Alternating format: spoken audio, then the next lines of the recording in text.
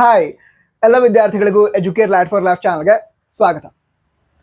Second PUC chemistry preparatory exam 2025 ಇದರ ಪ್ರಿಪರೇಷನ್ಗೆ ಯಾವ blue print ಅನ್ನ ಯೂಸ್ ಮಾಡಬೇಕು, ಹಾಗೆ ಬ್ಲೂ ಪ್ರಿಂಟ್ ಮತ್ತು ಕ್ವಶನ್ ಪೇಪರ್ ಪ್ಯಾಟರ್ನ್ ಏನಿದೆ ಅದರ ಪ್ರಕಾರ ಯಾವ್ಯಾವ ಚಾಪ್ಟರ್ಗಳಿಗೆ ಇಂಪಾರ್ಟೆನ್ಸ್ ಅನ್ನು ಕೊಟ್ಟು ಸ್ಟಡಿ ಮಾಡಿದ್ರೆ ಈ ಪ್ರಿಪರೇಟರಿ ಎಕ್ಸಾಮ್ ಅಲ್ಲಿ ಒಳ್ಳೆ ಸ್ಕೋರ್ ಮಾಡಬಹುದು. ಅಂದ್ರೆ ಈಗ ಪ್ರಿಪರೇಟರಿ ಎಕ್ಸಾಮ್ಗೆ ಟೈಮ್ ಕಡಿಮೆ ಇದೆ, ಈ ಟೈಮಲ್ಲಿ ಯಾವ್ಯಾವ ಚಾಪ್ಟರ್ ಅನ್ನ ಪರ್ಫೆಕ್ಟ್ ಮಾಡ್ಕೊಂಡು ಹೋದ್ರೆ ಈಗ 70ಗೆ 70 ಅಥವಾ 70 ಸ್ಕೋರ್ ಮಾಡೋದಕ್ಕೆ ಡಿಫಿಕಲ್ಟ್ ಅನ್ಸಿದ್ರು ಕೂಡ 70ಗೆ ಮಿನಿಮಮ್ 65+ ಸ್ಕೋರ್ ಮಾಡೋದು ಹೇಗೆ ಅದನ್ನ ಈ ವಿಡಿಯೋದಲ್ಲಿ ಎಕ್ಸ್ಪ್ಲೇನ್ ಮಾಡ್ತಿದ್ವಿ. ನಿಮಗೆ ಶಾರ್ಟ್ ಆಗಿ ಹೇಳೋದಾದ್ರೆ ಬ್ಲೂ ಪ್ರಿಂಟ್ ಹಾಗೆ ಕ್ವಶನ್ ಪೇಪರ್ ಪ್ಯಾಟರ್ನ್ ಏನಿದೆ ಅದನ್ನ ಯೂಸ್ ಮಾಡಿಕೊಂಡು ಪ್ರಿಪರೇಟರಿ ಎಕ್ಸಾಮ್ನ ಸ್ಟಡಿ ಪ್ಲಾನ್ ಅನ್ನ ಈ ವಿಡಿಯೋದಲ್ಲಿ ಎಕ್ಸ್ಪ್ಲೇನ್ ಮಾಡ್ತಿದ್ವಿ. ನಂತರ ಈ ಚಾನಲ್ ಈ ಹಿಂದೆ ಅಪ್ಲೋಡ್ ಮಾಡುವಂತಹ ವಿಡಿಯೋಸ್ ಏನಿತ್ತು ಅಂದ್ರೆ ಫಿಸಿಕ್ಸ್ ಸಬ್ಜೆಕ್ಟ್ನ ಸ್ಟಡಿ ಪ್ಲಾನ್ ಹಾಗೆ ಫಿಸಿಕ್ಸ್ ಸಬ್ಜೆಕ್ಟ್ನ ಚಾಪ್ಟರ್ ವೈಸ್ ಇಂಪಾರ್ಟೆಂಟ್ ಕ್ವಶನ್ಸ್, ಈ ಎಲ್ಲ ವಿಡಿಯೋಗಳು ನಿಮಗೆ ಹೆಲ್ಪ್ ಆಗದಿದ್ರೆ ಈ ವಿಡಿಯೋ ಕೂಡ 100% ಹೆಲ್ಪ್ ಆಗುತ್ತೆ. ಅದಕ್ಕೋಸ್ಕರ ವಿಡಿಯೋ ತಪ್ಪದೆ ಲೈಕ್ ಮಾಡಿ. ಲೈಕ್ ಮಾಡೋದಕ್ಕೆ ಯಾಕೆ ಹೇಳ್ತಾ ಇದೆ ಅಂತ ಹೇಳಿದ್ರೆ, ಇದನ್ನು ಲೈಕ್ ಮಾಡ್ತೀರಾ, ಇದರಿಂದ ಈ ವಿಡಿಯೋ ಮತ್ತೆ ಬೇರೆ ವಿದ್ಯಾರ್ಥಿಗಳಿಗೆ ರೀಚ್ ಆಗುತ್ತೆ, ಹಾಗೆ ನಮಗೆ ಮತ್ತೆ ವರ್ಕ್ ಮಾಡೋದಕ್ಕೆ ಮೋಟಿವೇಶನ್ ಸಿಗುತ್ತೆ. ಅದಕ್ಕೋಸ್ಕರ ತಪ್ಪದೆ ಈಗ ವಿಷಯವನ್ನು ತಿಳ್ಕೊಳ್ತಾ ಹೋಗೋದಾದ್ರೆ ಬೋರ್ಡ್ ಮೇಲೆ ಸೆಕೆಂಡ್ PUC ಕೆಮಿಸ್ಟ್ರಿ ಸಬ್ಜೆಕ್ಟ್ನ ಎಲ್ಲ ಚಾಪ್ಟರ್ಗಳನ್ನ ನೋಡ್ತಾ ಇದ್ದಾರೆ, ಅಂದ್ರೆ ಚಾಪ್ಟರ್ ಹೆಸರನ್ನ ನೋಡ್ತಾ ಇದ್ದೀರಾ. ಅದರ ನಂತರ ಬ್ಲೂ ಪ್ರಿಂಟ್ ಪ್ರಕಾರ ಯಾವ ಚಾಪ್ಟರ್ಗೆ ಎಷ್ಟು ಮಾರ್ಕ್ಸ್ ಅನ್ನ ಅಲಾಟ್ ಮಾಡಿದ್ದಾರೆ, ಹಾಗೆ ಯಾವ್ಯಾವ ರೀತಿ ಕ್ವಶನ್ಸ್ ಅನ್ನ ಎಕ್ಸ್ಪೆಕ್ಟ್ ಮಾಡಬಹುದು ಇದನ್ನ ನೋಡ್ತಾ ಇದ್ದೀರಾ. ನಿಮ್ಮ ಕ್ವಶನ್ ಏನಿದೆ, ಈಗ ಯಾವ ಬ್ಲೂ ಪ್ರಿಂಟ್ ಅನ್ನ ಫಾಲೋ ಮಾಡಬೇಕು ಅಂತ. ಈ ಕ್ವಶನ್ ಯಾಕೆ ಬಂದು ಅಂತ ಹೇಳಿದ್ರೆ 3 ಬ್ಲೂ ಪ್ರಿಂಟ್ ಅನ್ನ ರಿಲೀಸ್ ಮಾಡಿದ್ರೆ ಅದಕ್ಕೋಸ್ಕರ, ಅದರಿಂದ ಕನ್ಫ್ಯೂಷನ್ ಕ್ರಿಯೇಟ್ ಆಗಿದೆ.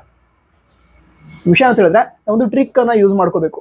ಯಾವುದೋ ಒಂದು ಪರ್ಟಿಕ್ಯುಲರ್ ಬ್ಲೂ ಪ್ರಿಂಟ್ ಅನ್ನ ಕನ್ಸಿಡರ್ ಮಾಡೋ ಬದಲು 3 ಬ್ಲೂ ಪ್ರಿಂಟ್ ಅನ್ನು ಕೂಡ ಕನ್ಸಿಡರ್ ಮಾಡಬೇಕು. ಯಾಕಂತ ಹೇಳಿದ್ರೆ ಆ 3 ಬ್ಲೂ ಪ್ರಿಂಟ್ ಏನಿದೆ ಆ 3 ಬ್ಲೂ ಪ್ರಿಂಟ್ ಅನ್ನು ಕೂಡ ಫೈನಲ್ ಎಕ್ಸಾಮ್ ಅಲ್ಲಿ ಕನ್ಸಿಡರ್ ಮಾಡ್ತಾರೆ. ಅದ್ರ ಜೊತೆಗೆ ಈ ಪ್ರಿಪರೇಟರಿ ಎಕ್ಸಾಮ್ ಏನಿದೆ ಇದಕ್ಕೂ ಕೂಡ ಆ 3 ಬ್ಲೂ ಪ್ರಿಂಟ್ ಅನ್ನ ಕನ್ಸಿಡರ್ ಮಾಡ್ತಾರೆ. ಅದಕ್ಕೋಸ್ಕರ ನಾವೇನ್ ಮಾಡ್ಬೇಕು ಅಂತ ಹೇಳಿದ್ರೆ ಆ 3 ಬ್ಲೂ ಪ್ರಿಂಟ್ ಏನಿದೆ ಅದನ್ನ ಕಂಬೈನ್ ಮಾಡಿ ಕಂಬೈನ್ಡ್ ಬ್ಲೂ ಪ್ರಿಂಟ್ ಅನ್ನ ಯೂಸ್ ಮಾಡಬೇಕು. ಓಕೆನಾ? ಈ ಕಂಬೈನ್ಡ್ ಬ್ಲೂ ಪ್ರಿಂಟ್ ಅನ್ನ ಹೇಗೆ ರೆಡಿ ಮಾಡೋದು ಅಂತ ನೀವು ಕನ್ಫ್ಯೂಸ್ ಆಗಿದ್ರೆ ಟೆನ್ಷನ್ ಮಾಡ್ಕೊಳ್ಳೋ ಅವಶ್ಯಕತೆ ಇಲ್ಲ. ನಾನು ಆಲ್ರೆಡಿ ಕಂಬೈನ್ಡ್ ಬ್ಲೂ ಪ್ರಿಂಟ್ ಅನ್ನ ರೆಡಿ ಮಾಡಿ ವಿಡಿಯೋನ ಅಪ್ಲೋಡ್ ಮಾಡಿದ್ದೀನಿ. ಕೆಮಿಸ್ಟ್ರಿದು ಅಪ್ಲೋಡ್ ಮಾಡಿದ್ದೀನಿ, ಫಿಸಿಕ್ಸ್ ಅಪ್ಲೋಡ್ ಮಾಡಿದ್ದೀನಿ, ಬಯಾಲಜಿದು ಕೂಡ ಅಪ್ಲೋಡ್ ಮಾಡಿದ್ದೀನಿ.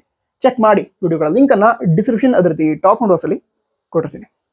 ಓಕೆ, ಹಾಗಿದ್ರೆ ಬ್ಲೂ ಪ್ರಿಂಟ್ ಬಗ್ಗೆ ಕ್ಲಿಯರ್ ಆಯ್ತು. ಕಂಬೈನ್ಡ್ ಬ್ಲೂ ಪ್ರಿಂಟ್ ಅನ್ನ ಯೂಸ್ ಮಾಡ್ಕೋಬೇಕು. ಅದರ ನಂತರ ಈಗ ಯಾವ ಚಾಪ್ಟರ್ಗಳನ್ನ ಇಂಪಾರ್ಟೆನ್ಸ್ ಕೊಟ್ಟು ಸ್ಟಡಿ ಮಾಡಬೇಕು ಪ್ರಿಪರೇಟರಿ ಎಕ್ಸಾಮ್ಗೆ ಸಂಬಂಧ ಅದನ್ನು ತಿಳ್ಕೊಳ್ತಾ ಹೋಗೋದಾದ್ರೆ, ಮೊದಲನೇದಾಗಿ ಈಗ ಮಿಡ್ ಟರ್ಮ್ ಎಕ್ಸಾಮ್ ಏನಾಯ್ತು ಅದರಲ್ಲಿ ನೀವು ಫಿಸಿಕಲ್ ಕೆಮಿಸ್ಟ್ರಿ ಚಾಪ್ಟರ್ಸ್ ಏನಿದಾವೆ ಅಂದ್ರೆ ಈಗ ಸೊಲ್ಯೂಷನ್ಸ್, ಎಲೆಕ್ಟ್ರೋ ಕೆಮಿಸ್ಟ್ರಿ ಹಾಗೆ ಕೆಮಿಕಲ್ ಕೈನೆಟಿಕ್ಸ್, ಈ 3 ಚಾಪ್ಟರ್ಗಳಲ್ಲಿ ಈ 2 ಚಾಪ್ಟರ್ನ ಓದಿದ್ದಾರೆ ನೀವು. ಯಾವಾಗ ಹೇಳಿ? ಮಿಡ್ ಟರ್ಮ್ ಎಕ್ಸಾಮ್ಗೆ. ಸೊಲ್ಯೂಷನ್ ಚಾಪ್ಟರ್ ಕೂಡ ಕವರ್ ಆಗಿದೆ ನಿಮ್ದು, ಅದಂತರ ಎಲೆಕ್ಟ್ರೋ ಕೆಮಿಸ್ಟ್ರಿ ಕೂಡ ಕವರ್ ಆಗಿದೆ. ಅದಕ್ಕೋಸ್ಕರ ಈ 2 ಚಾಪ್ಟರ್ ಫಿಸಿಕಲ್ ಕೆಮಿಸ್ಟ್ರಿ ಪಾರ್ಟ್ ಇಂದ ಪೂರ್ತಿಯಾಗಿ ಓದಿ ಕವರ್ ಮಾಡ್ಕೊಳ್ಳಿ. ನಂತರ ಫಿಸಿಕಲ್ ಕೆಮಿಸ್ಟ್ರಿ ಏನಿದೆ ಅದರಿಂದಾನೇ ನ್ಯೂಮೆರಿಕಲ್ ಪ್ರಾಬ್ಲಮ್ ಬರುತ್ತೆ. ಪಾರ್ಟ್ ಇದಲ್ಲಿ 6 ಕ್ವಶನ್ ಕೊಟ್ಟಿರ್ತಾರೆ, ಅದರಲ್ಲಿ 3 ನೀವು ಸಾಲ್ವ್ ಮಾಡಬೇಕು. ಅದಕ್ಕೆ ಏನ್ ಮಾಡಿ ಅಂತ ಹೇಳಿದ್ರೆ ಈ ಸೊಲ್ಯೂಷನ್ಸ್ ಹಾಗೆ ಎಲೆಕ್ಟ್ರೋ ಕೆಮಿಸ್ಟ್ರಿ ಚಾಪ್ಟರ್ನ ಪರ್ಫೆಕ್ಟ್ ಮಾಡ್ಕೊಂಡಿರ್ತೀರಾ. ಪಾರ್ಟ್ ಇದಲ್ಲಿ ನ್ಯೂಮೆರಿಕಲ್ ಪ್ರಾಬ್ಲಮ್ ಏನಿದೆ ಅದರಲ್ಲಿ ಸೊಲ್ಯೂಷನ್ ಚಾಪ್ಟರ್ ಇಂದ 2 ನ್ಯೂಮೆರಿಕಲ್ ಪ್ರಾಬ್ಲಮ್ ಬರುತ್ತೆ, ಹಾಗೆ ಎಲೆಕ್ಟ್ರೋ ಕೆಮಿಸ್ಟ್ರಿ ಚಾಪ್ಟರ್ ಇಂದ 2 ನ್ಯೂಮೆರಿಕಲ್ ಪ್ರಾಬ್ಲಮ್ ಬರುತ್ತೆ. ನೀವು ಸಾಲ್ವ್ ಮಾಡಬೇಕಾಗಿರೋದು 3 ನ್ಯೂಮೆರಿಕಲ್ ಪ್ರಾಬ್ಲಮ್. ಓಕೆ, ಅದಕ್ಕೋಸ್ಕರ ಈ 2 ಚಾಪ್ಟರ್ನ ಪರ್ಫೆಕ್ಟ್ ಮಾಡ್ಕೊಂಡ್ರಿ ಅಂತ ಹೇಳಿದ್ರೆ 6 ಕ್ವಶನ್ ಅಲ್ಲಿ 4ಕ್ಕೆ ಆನ್ಸರ್ ಮಾಡೋದಕ್ಕೆ ಬರುತ್ತೆ. ಬಟ್ ನೀವು ಸಾಲ್ವ್ ಮಾಡಬೇಕಾಗಿರೋದು 3. ಯಾವುದೊಂದು ಕ್ವಶನ್ ಡಿಫಿಕಲ್ಟ್ ಬಂತು ಅಂತ ಹೇಳಿದ್ರು ಕೂಡ ನಿಮಗೆ 3 ಅಂತೂ ಆರಾಮಾಗಿ ಸಾಲ್ವ್ ಮಾಡೋದಕ್ಕಾಗತ್ತೆ. ಈ 2 ಚಾಪ್ಟರ್ನ ಪರ್ಫೆಕ್ಟ್ ಮಾಡ್ಕೊಳ್ಳಿ. ಓಕೆ, ಅದರ ನಂತರ ಈಗ 3 ಮಾರ್ಕ್ ಕ್ವಶನ್ ಏನಿರುತ್ತೆ ಪಾರ್ಟ್ ಸಿದಲ್ಲಿ ಫಿಸಿಕಲ್ ಕೆಮಿಸ್ಟ್ರಿಯಿಂದ 4 ಕ್ವಶನ್ ಕೇಳಿರ್ತಾರೆ. ಆ ಫಿಸಿಕಲ್ ಕೆಮಿಸ್ಟ್ರಿ ಪಾರ್ಟ್ ಇಂದ 4 3 ಮಾರ್ಕ್ ಕ್ವಶನ್ ಅಲ್ಲಿ ನೀವು 2ಕ್ಕೆ ಆನ್ಸರ್ ಮಾಡಬೇಕು. ಓಕೆ, ಅದಕ್ಕೆ ನೀವು ಯಾವ ಚಾಪ್ಟರ್ನ ಪರ್ಫೆಕ್ಟ್ ಮಾಡ್ಕೋಬೇಕು ಅದನ್ನು ತಿಳ್ಕೊಳ್ಳೋದಾದ್ರೆ ಇದೇ ಚಾಪ್ಟರ್ನ ಪರ್ಫೆಕ್ಟ್ ಮಾಡ್ಕೊಂಡಿರ್ತೀರಾ. ಪಾರ್ಟ್ ಸಿದಲ್ಲಿ 4 ಕ್ವಶನ್ ನೀವು 2ಕ್ಕೆ ಆನ್ಸರ್ ಮಾಡಬೇಕು. ಇಲ್ಲಿ ಟೋಟಲ್ 3 ಕ್ವಶನ್ ಸಾಲ್ವ್ ಮಾಡೋದಕ್ಕಾಗತ್ತೆ. ಸೊ ಇದೆರಡು ಚಾಪ್ಟರ್ನ ಪರ್ಫೆಕ್ಟ್ ಮಾಡ್ಕೊಂಡ್ರೆ 3 ಮಾರ್ಕ್ಸ್ನ ನ್ಯೂಮೆರಿಕಲ್ ಪಾರ್ಟ್ ಕೂಡ ಸಾಲ್ವ್ ಮಾಡೋದಕ್ಕಾಗತ್ತೆ. ಅದಂತರ ಪಾರ್ಟ್ ಸಿದಲ್ಲಿ ಫಿಸಿಕಲ್ ಕೆಮಿಸ್ಟ್ರಿ ಪಾರ್ಟ್ ಏನು ಕ್ವಶನ್ ಬರುತ್ತೆ ಅದನ್ನು ಕೂಡ ಸಾಲ್ವ್ ಮಾಡೋದಕ್ಕಾಗತ್ತೆ. ಅದಂತರ 2 ಮಾರ್ಕ್ಸ್ ಕ್ವಶನ್ ಏನಿರುತ್ತೆ ಅದರಲ್ಲಿ 5 ಕ್ವಶನ್ಸ್ ಕೊಟ್ಟಿರ್ತಾರೆ, ಅದರಲ್ಲಿ 3ಕ್ಕೆ ಆನ್ಸರ್ ಮಾಡ್ಬೇಕು ನೀವು. ಹೌದಾ? ಅದರಲ್ಲಿ ಈ ಸೊಲ್ಯೂಷನ್ ಚಾಪ್ಟರ್ ಏನಿದೆ ಅದರಿಂದ ಕ್ವಶನ್ ಬರುವಂತಹ ಚಾನ್ಸಸ್ ಜಾಸ್ತಿ ಇರುತ್ತೆ. ಸೊ ನಿಮಗೆ ಶಾರ್ಟ್ ಆಗಿ ಹೇಳೋದಾದ್ರೆ ಈ 2 ಚಾಪ್ಟರ್ಗೆ ಸಂಬಂಧಿಸಿದಂತೆ ನೀವು 3 ಮಾರ್ಕ್ಸ್ ನ್ಯೂಮೆರಿಕಲ್ ಪ್ರಾಬ್ಲಮ್ ಹಾಗೆ 3 ಮಾರ್ಕ್ಸ್ ಕ್ವಶನ್ಸ್ PYQs ಚೆಕ್ ಮಾಡಿ ಅದರಲ್ಲಿ ಬಂದಿರುವಂತಹ ಕ್ವಶನ್ಸ್ ಅನ್ನ ಸಾಲ್ವ್ ಮಾಡಿದ್ರೆ ಹಾಗೆ 2 ಮಾರ್ಕ್ ಕ್ವಶನ್ ಪ್ರಾಕ್ಟೀಸ್ ಮಾಡ್ಕೊಂಡ್ರೆ ಆಲ್ಮೋಸ್ಟ್ ಆಗಿ ಎಲ್ಲ ಕ್ವಶನ್ ಕವರ್ ಆದ ರೀತಿ ಆಗುತ್ತೆ. ಈ ಕೆಮಿಕಲ್ ಕೈನೆಟಿಕ್ಸ್ ಚಾಪ್ಟರ್ ಅದನ್ನ ಅಷ್ಟಾಗಿ ಪರ್ಫೆಕ್ಟ್ ಮಾಡ್ಕೋಬೇಕು ಅಂತ ಹೇಳಲ್ಲ, ಬಟ್ ಓದಬೇಕು.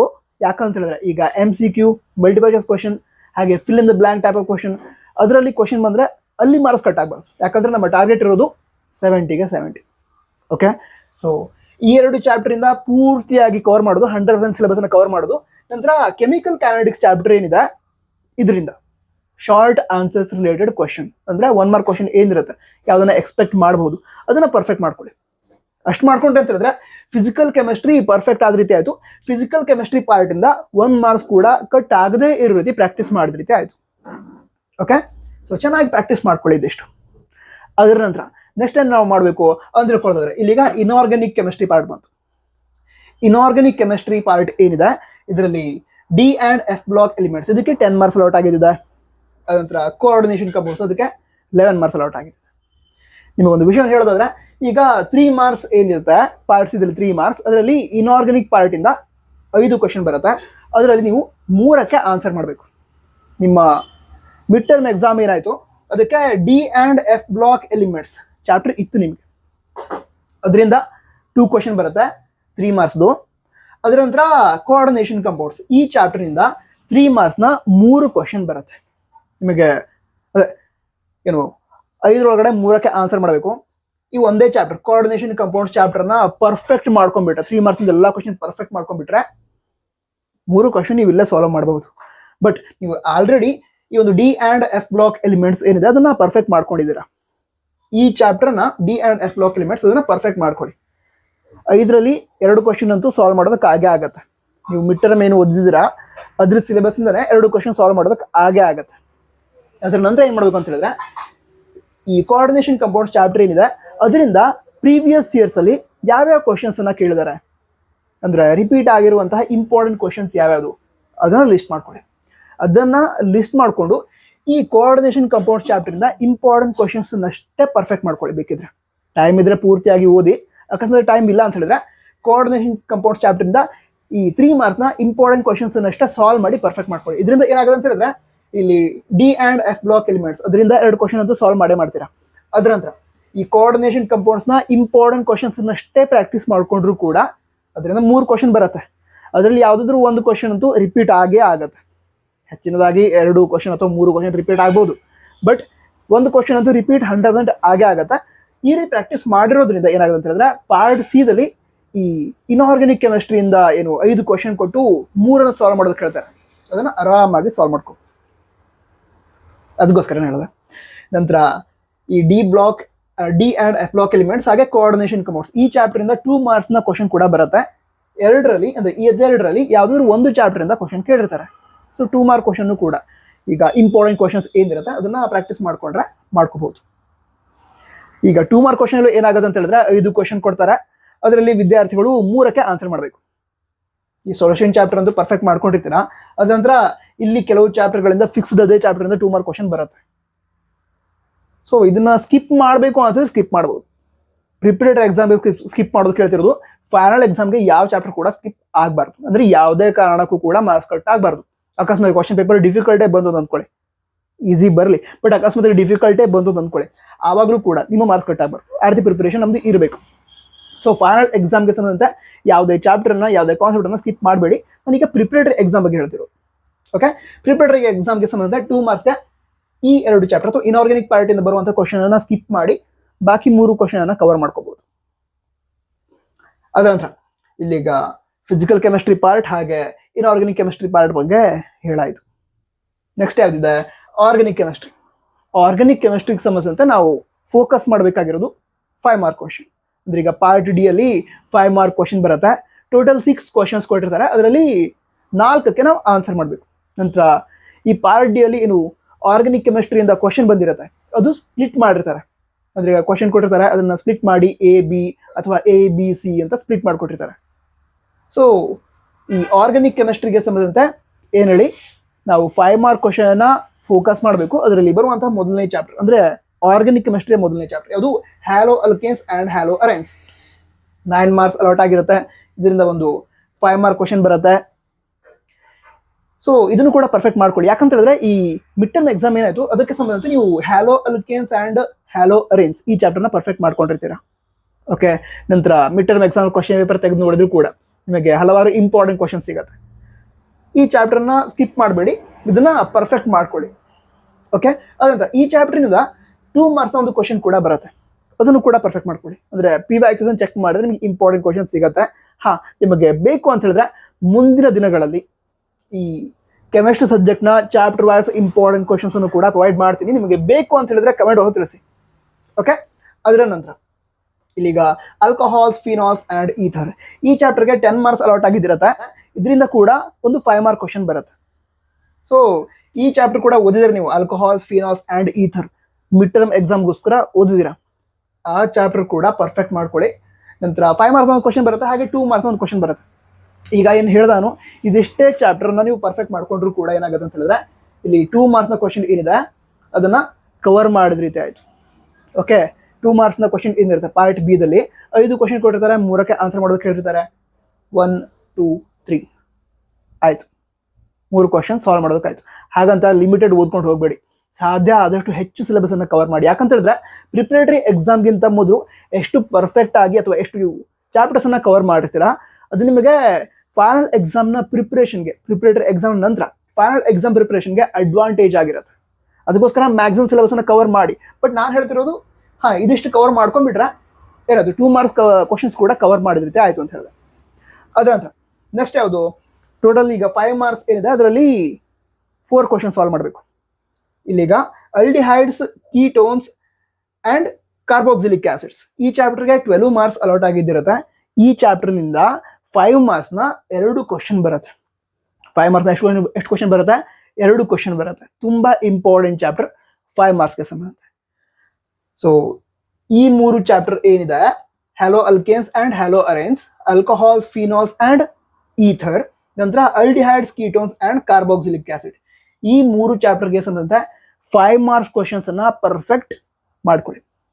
ಓಕೆ, ಇದಿಷ್ಟು ಪರ್ಫೆಕ್ಟ್ ಮಾಡ್ಕೊಳ್ಳೋದ್ರೆ ಕ್ವಶನ್ ಪೇಪರ್ ಅಲ್ಲಿ ಕಂಪಲ್ಸರಿ ಆಗಿ ಸಾಲ್ವ್ ಮಾಡಬೇಕಾಗಿರುವಂತಹ ಅಥವಾ ಮ್ಯಾಂಡೇಟರಿ ಆಗಿ ಸಾಲ್ವ್ ಮಾಡಬೇಕಾಗಿರುವಂತಹ ಎಲ್ಲಾ ಕ್ವಶನ್ ಅನ್ನ ಅಟೆಂಡ್ ಮಾಡಿದ ರೀತಿ ಆಯ್ತು, ಅಥವಾ ಅಟೆಂಡ್ ಮಾಡೋದಕ್ಕೆ ನಿಮ್ಗೆ ಏನು ನಾಲೆಜ್ ಸಿಗುತ್ತೆ.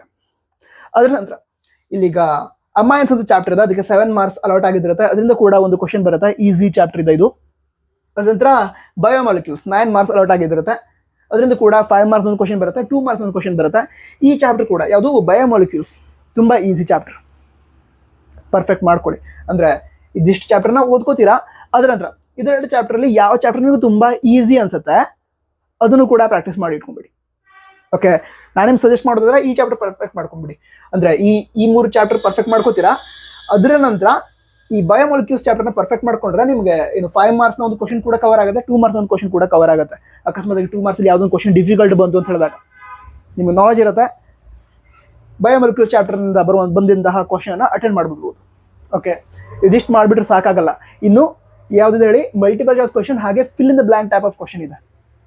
ಅದಕ್ಕೆ ಸಂಬಂಧಿಸಿದಂತೆ ಎಲ್ಲಾ ಚಾಪ್ಟರ್ಗಳು, ಅಂದ್ರೆ ಈಗ ಇಂದಿಷ್ಟು ಚಾಪ್ಟರ್ನ ಕವರ್ ಮಾಡಿ ಅಂತ ಹೇಳಿದೆ.